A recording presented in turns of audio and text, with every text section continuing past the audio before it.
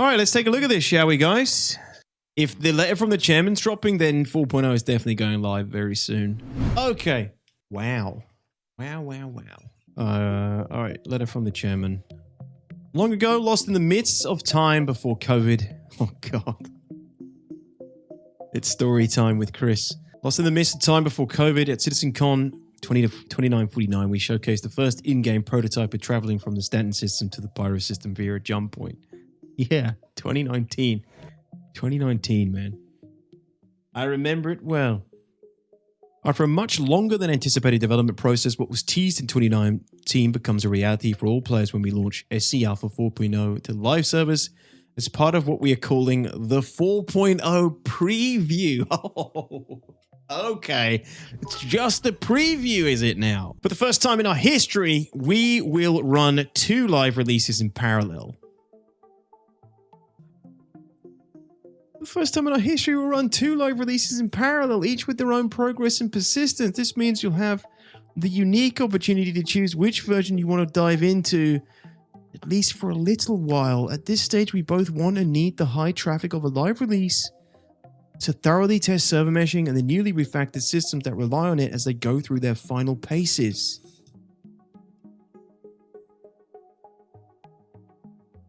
Oh, what? Makes no sense. Yeah, wouldn't people just try to play the build with Pyro? Of course they will. No one's going to play the old build. Why not just open like EPT to everyone, which it is already? What's the difference?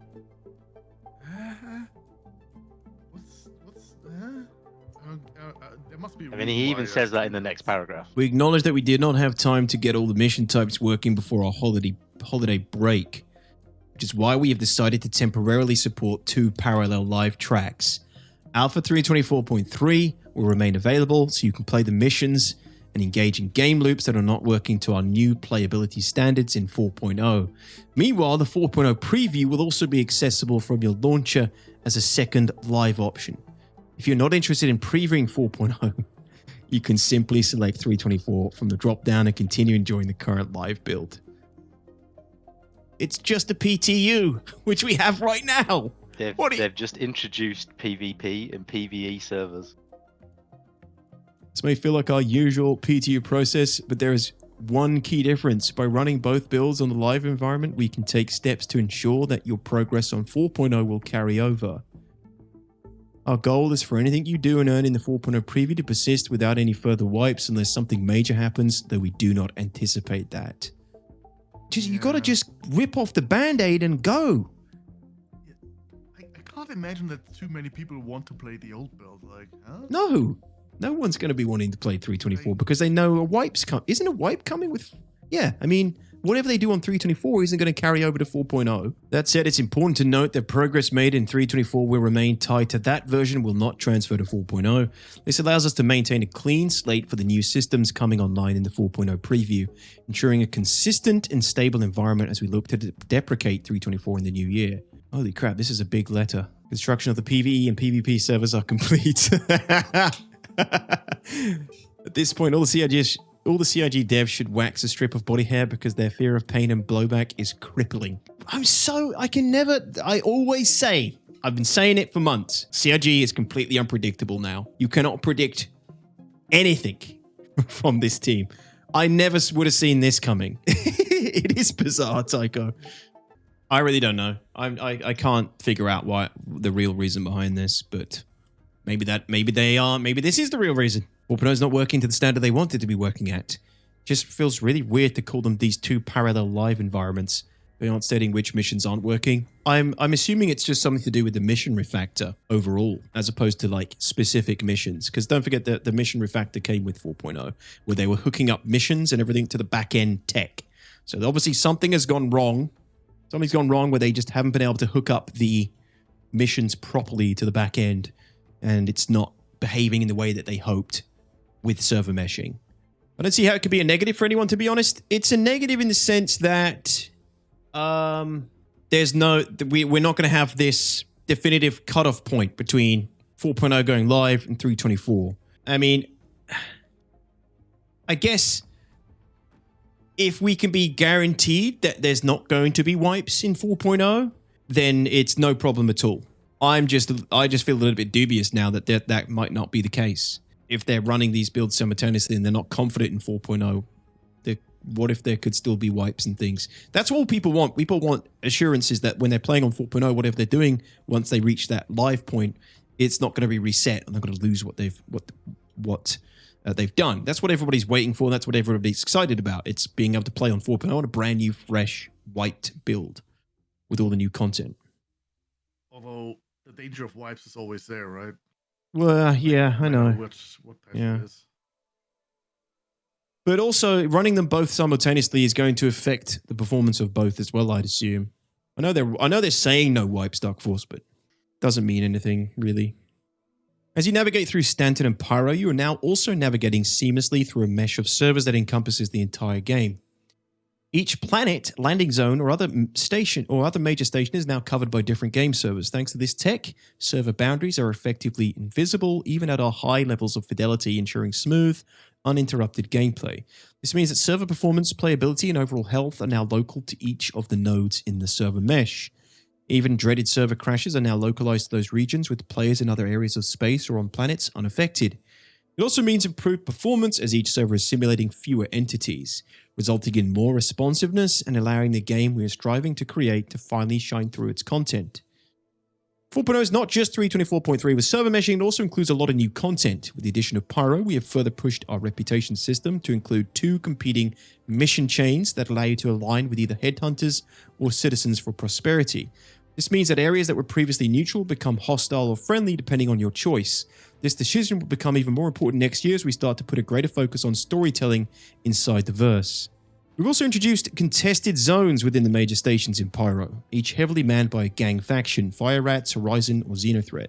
These large sprawling locations offer high quality rewards in the depths of their vaults, but you'll need to contend with the current occupants and either help or battle your fellow players.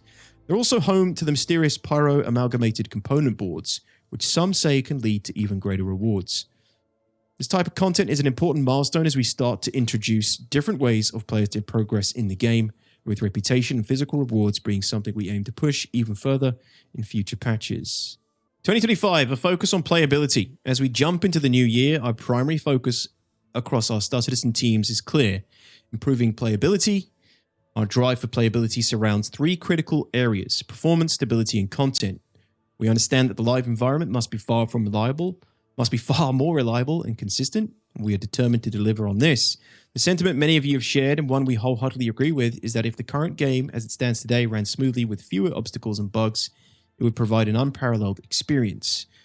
Over the years, we've experimented with different approaches to improve quality of life and tackling tech debt. However, the ongoing challenge has been balancing these efforts alongside the introduction of new features and technology. Too often, testing new features within the same pipeline as content has led to unintended ripple effects, creating instability, hindering performance, and impacting overall gameplay. In some cases, new features that are not fully mature have delayed the release of content or caused blockers that impact our progress. This has prompted us to reevaluate our approach to feature and content rollout, focusing on steps we can take to bring the game to a better state while maintaining steady delivery. To achieve our goals, we are making a fundamental change, decoupling the feature development from content creation and general fixes. This means new features will no longer hold up content delivery or risk destabilizing the live environment. This approach will leverage the tech preview channel, which was reserved for major new pieces of tech like the replication layer and server meshing, will now extend to gameplay feature testing too. When a new feature is deemed complex or risky enough to require focused testing, we'll introduce a separate experimental PTU channel dedicated to that feature. Testing in this isolated channel will allow us to refine and stabilize the feature without impacting content and broader development work. Only once the feature is fully greenlit will it integrate into our standard Evo PTU live pipeline. Wow. Well, that's good. We've been crying out for that for ages. Well, that's a good thing moving forward. They've kind of been doing that a little bit already, right? Yeah, I thought that's what the EPT was for in the first place. Exactly. I mean, it's kind of what they've been doing a little bit already. But they're not going to dedicate these things to live until it's properly cooked, apparently. But the problem is they always say stuff like, we need more people testing it. We need more numbers. We need more players to stress test this feature. That's why they push things to live or open PTU, right? This means we'll have more stability and predictability in our ongoing game releases, as the main development stream will not be disrupted by untested features still being worked on. Instead, the team can focus on improving stability, performance, and QOL. Alongside this playability initiative, we're also tying together our content releases so that they feel more connected to the world. This means each new content drop will be more focused and drive an overall narrative forward, similar to our Overdrive and Save Stanton events. This content will then unlock new and powerful rewards, including ships, armors, and weapons that you can play to earn. We're taking this approach to deliver more things to do more often than we have in the past, where we've frequently been held hostage by tech or features work that has taken longer than anticipated. Our objective is to make Star Citizen more stable, more performant, and more fun this coming year. I mean, they've told us this before. Bear in mind, a few years ago, we had this talk before. They've said it before. So they're saying it again. Now they've got some of the big features, core tech features done. Maybe they feel more confident that they can actually do this. Maintain a steadier, more consistent playable live environment. But for me, it's just a matter of we don't have that finality to 324 and that crossover to 4.0 now. I wonder how long this is going to linger as the 4.0 preview. And I wonder if, if there is a chance of wipes. Kind of lets me lose a bit of confidence in playing 4.0 moving forward.